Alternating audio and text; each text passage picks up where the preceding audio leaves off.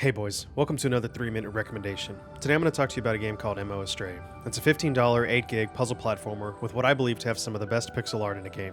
Astray is a short game that can be completed in less than 6 hours, but can leave a lasting impression.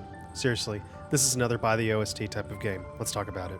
Astray is a puzzle platformer that has you play as Mo, a little blue glob whose main form of transportation is flinging himself and sticking to walls and enemies. You're going to want to use a controller to play, as highly suggested by the devs on startup. The reason being is this doesn't play like a traditional platformer, where you can run, jump, and shoot enemies. Instead, it uses a movement system, kind of like Yoshi throwing eggs in Yoshi's Island, that has you platforming from room to room, solving puzzles, and fighting bosses in an unkind way.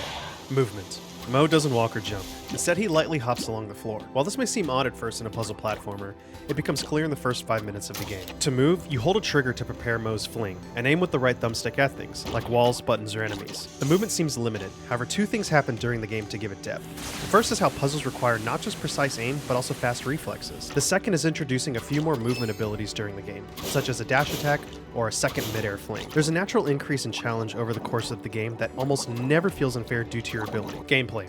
First is the general gameplay. Mo has an ability that allows him to take over the bodies of enemies with a head. When you take over the enemy, you're able to move them around or interact with certain objects in the world. This is usually done to solve puzzles or safely trek across a hazard. Some enemies are humanoid that allow you to interact with the environment, while others are monsters that allow you to do things Mo can't, like climb up walls. There are also boss battles where you aren't taking over something, but instead engaging your environment to defeat the boss. Most of the world in Astray is trying to kill you. You have a regenerating health bar if you take hits from enemies, however, more often than not, there are instant death mechanics requiring that fast, precise movement to traverse. Second up are puzzles. The game is played on a room-to-room basis. If you die, you automatically restart at the entrance in a reset room. Astray's puzzles don't require you to have a 200 IQ, but instead simple reasoning. Most puzzles boil down to your ability to take in the entirety of a room and see how you can logically place yourself, objects, or enemies into a sequence. Some can be a little challenging, but the answer is usually in plain sight and only requires a little out-of-the-box thinking. Because of the instant death mechanics, the game really emphasizes slowing down and taking everything in before any rash decision making, especially on the larger rooms, where you can easily die right before the end because you got cocky. Story.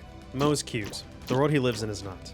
Mo doesn't talk, but instead he has a voice in his head that acts like a narrator giving story beats.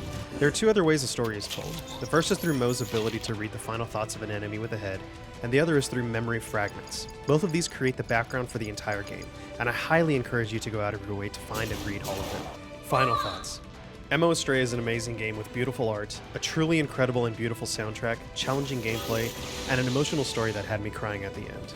I strongly recommend this game if you like fast, precise puzzle platforming, a compelling story, and an experience unlike many other games of the same genre. I love this game, and I think you will too.